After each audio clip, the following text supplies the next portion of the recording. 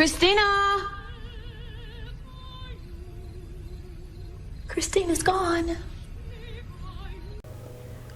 Well, we have come to a conclusion. Lovecraft Country season finale. Do y'all think we gonna get a season 2? I want one, but I want one if we gonna bring fucking Tick and Ruby back. But let's get into this review.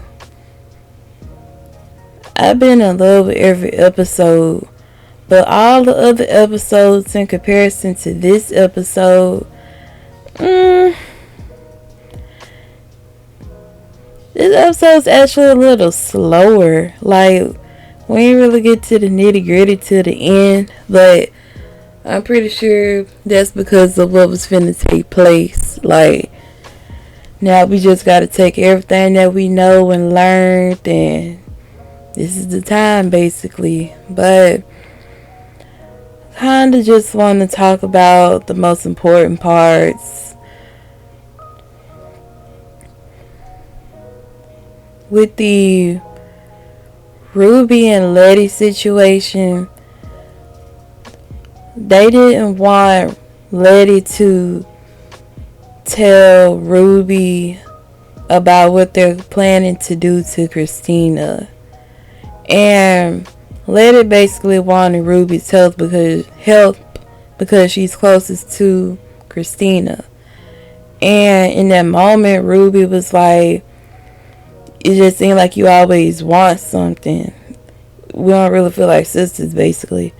And as much as I love me some Letitia fucking Lewis, I understood where Ruby was coming from, because that is what it be looking like. Do I feel like Letty loves Ruby? Of course. But it does be seeming like the main time where Letty likes to, I don't know, let loose and be more vulnerable. It's like when she finna ask for something. She needs something. So I understand Ruby feeling the way that she does. And despite her making it seem like she's finna go on Christina's side, she still was finna have Letty back.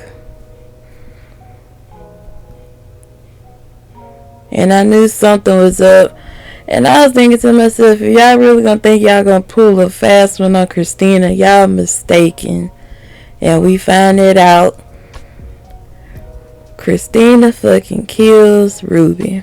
And I'm just wondering, is it a way that she can be revived? Because, you know, Christina basically said all of them was in comas. It's like sometimes they say they're dead, but then at the same time they say they're in comas. But I just hope Ruby can come back somehow. Like, she did not deserve that fate at all. And then for a second in the end, I was like, is Ruby turning on her? But then I realized, I said, this fucking Christina. And it was crazy seeing them fight, because it's like, damn, it's like you fighting your sister, but not necessarily. Really, you just fighting her body, I guess. That was some fucked up shit. Christina killed Ruby. Ooh, y'all. This review finna be all over the place, but let's talk about it. Like, and that's even more fucked up. Christina said you probably would have succeeded if you didn't bring Ruby into it. So it's like if Letty would have just kept her mouth closed. And then I thought back to when she gave old girl Christina Titus's pages. She didn't really need to do that, because they ended up curing D, not Christina. She just reversed the spell. So it's just unfortunate. On to D.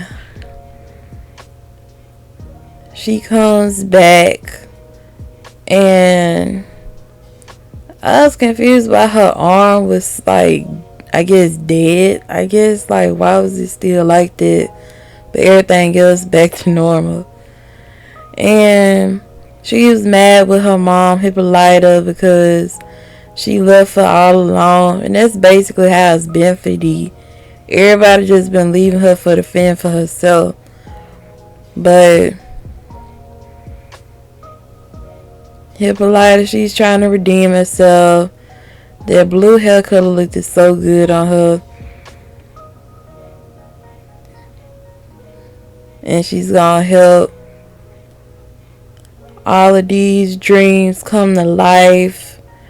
And it's almost like if Lovecraft Country continues somehow, I feel like it probably would follow Dee, because it seems like she has the most character development story. I can imagine it being like her and Letty's son, George Freeman, and whoever else. Now, me personally, I love Dee. I would love to see a show her, but I still want Atticus back. I still want to just see Atticus and Letty. I love them, y'all. I just wish, this is not that type of show, but I just wish we could have just seen more moments of them just kind of having chill time, relaxing, just seeming more in love. Like, we more so seen more moments of vulnerability with him and Gia than Letty. Speaking of Gia, we got Gia back this episode, and he apologized to how he talked to her, and he needed her at that point, and it was really noble of her for to still help him out despite everything. And she really ended up saving the day at the end, kinda. Well, at least when it comes to what happened to Christina. But Tick, he wasn't saved. But Jill, she still played the big part in this episode, and I appreciate her for it. When I was watching this episode, and the fight scene happened with Ruby and Christina, and Letty, I was like, and she pushed out the window, I was like, damn. I was like, I know y'all not finna end this like this. But Letty, early in the episode, Christina removed the invulnerability spell from Letty because they wouldn't give her the book of names. But somehow, after being pushed out the window, I don't know, the spell came back on her and she survived it.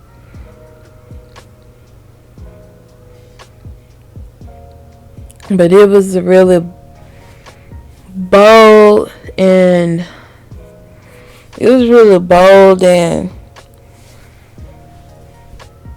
noble of them still for to not give her the book of names. Because who knows what she would have did with that. But Tick, his mother and all the other ancestors basically told him, like, sometimes you have to sacrifice yourself for the sake of others. And I hate that it had to be that way, but ultimately that's what he did. Montrose didn't want to see him die, but the note that Tick wrote to him was beautiful, especially the part when he was like, you get a second chance of being a father. Like, that part was finna get me emotional. Really tough to see. And it's like, Letty, she done been through so much. Now her sister gone and her man gone. Now she finna be raising this baby without a man, without the auntie. Oh my gosh, y'all. This review's all over the place, but this episode was just, oh my gosh. And I was happy to see that Gia and Letty could come together and just work together for a bigger cause. I was hoping that the thing with all the eyes that comes about the ground, I was hoping that he would come save Tick, but he didn't. And everything just is crazy. Like, you a white woman with all this power and magic, and still it's just not enough for you. You need more, more, more. You need to be invulnerable. I mean, you want to be immortal, but you want to take this man away from everything just so you could become immortal, and then end up with shit in the end, like you fucking deserved, bitch.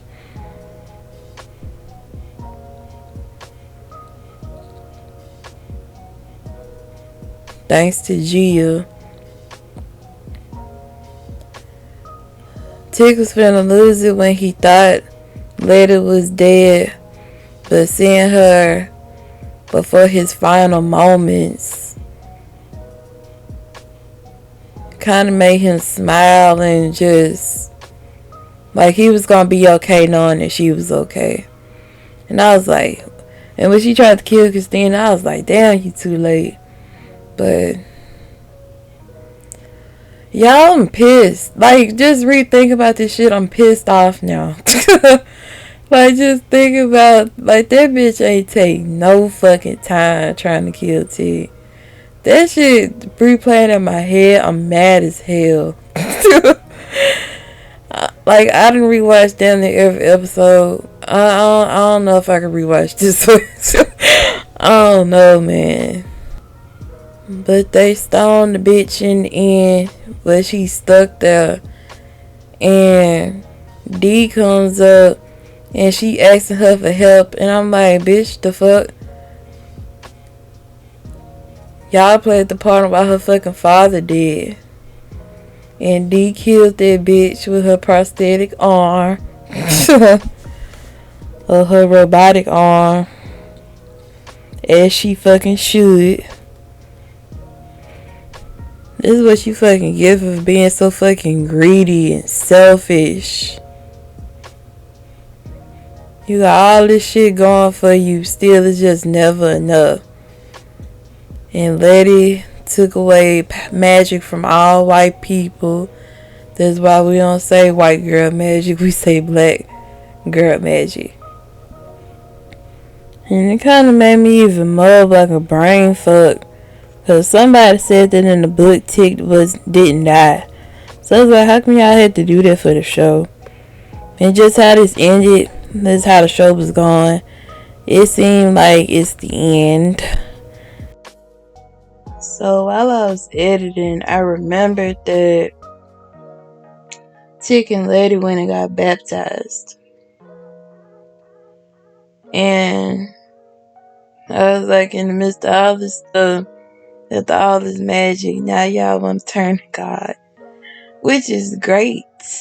But in that scene, I remember Letty telling Tick that she kind of sees him in Tick, and then how Tick died.